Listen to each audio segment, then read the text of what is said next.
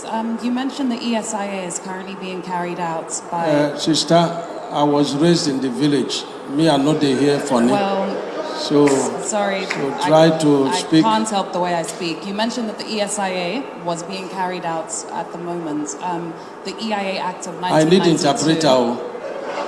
Well, you have enough people next to you. The EIA Act of 1992 states that an EIA must be approved by the Federal Ministry of Environment before the commencement of any project. No, unless an exemption has been given. It's not done so. There is preliminary approval, there is final approval. Has an exemption been given? And if so, if you have the preliminary approval... Exemption of what? For the project to start without the final approval. If you have the preliminary approval, can this be shared? We are following due process. So can we have a copy of the preliminary approval? It is federal government that gives the approval. It's not you. So can we have a copy of the preliminary approval? We have the approval. And you can make that public to the media? Everything in order. Okay, thank you. This is basically what I am talking about. This journalist asked this man a simple question. And the simple question she asks is, has there been a preliminary approval before you guys started with this project? And he is trying to shut her down, first of all, by giving her the impression that he cannot hear what you are saying. I cannot hear Fune. Please speak normal English. That is a very disrespectful way to respond. A so-called minister. It will be very interesting for you guys to go and see what is written in the comment section. For anybody that wants to look through this interview, I'm actually advising you to go and check this interview on Arise News and go and see how Dave Umahi embarrassed himself, a so-called minister of the Federal Republic of Nigeria.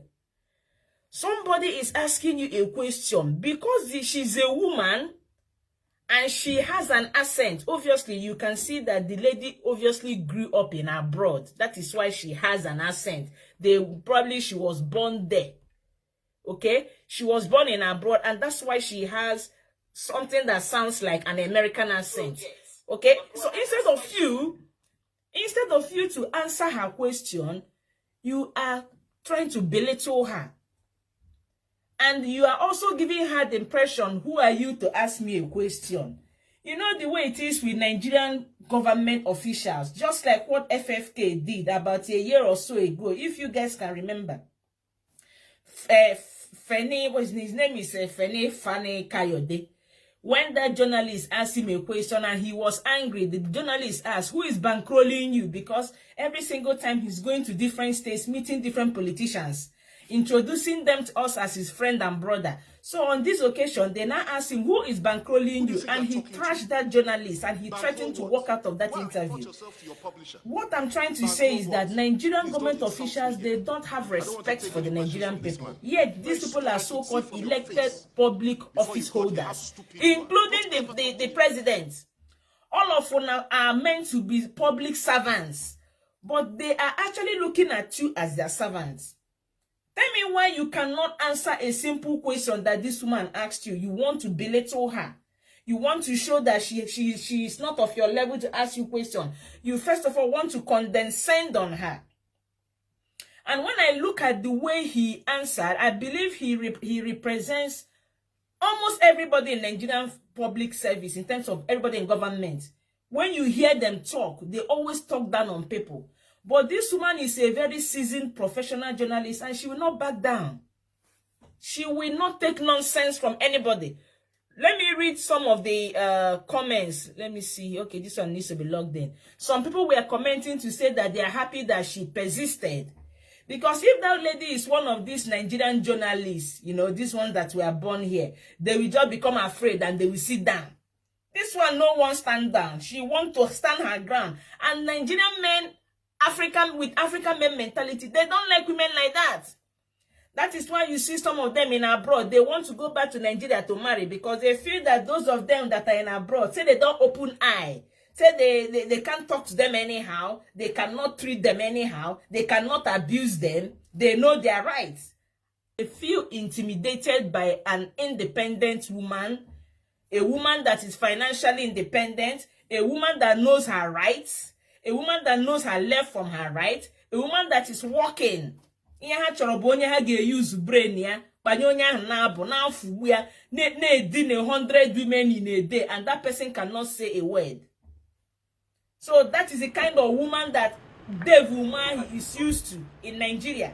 Women that can't talk, women that can't do anything for themselves, women that will only depend on their husband and will not speak until they are spoken to.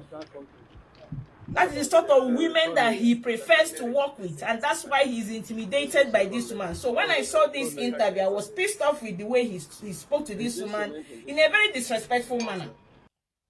For crying out loud, you're a public service holder.